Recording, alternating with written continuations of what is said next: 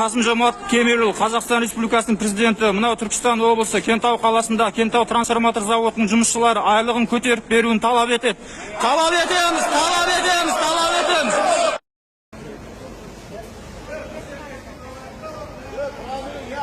Бәріміз жиналайық та бір жерге.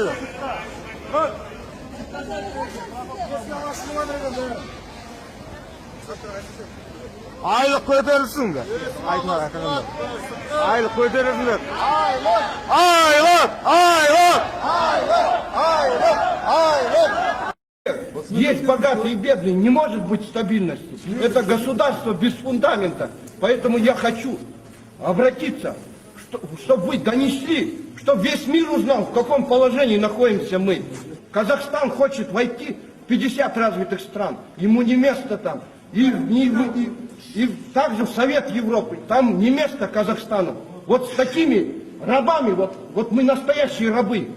Я хочу, чтобы вы донесли, чтобы вся Европа и весь цивилизованный мир узнал, в каком положении находимся мы. Мы бесправные рабочие. Мы не рабочие, мы стали рабами.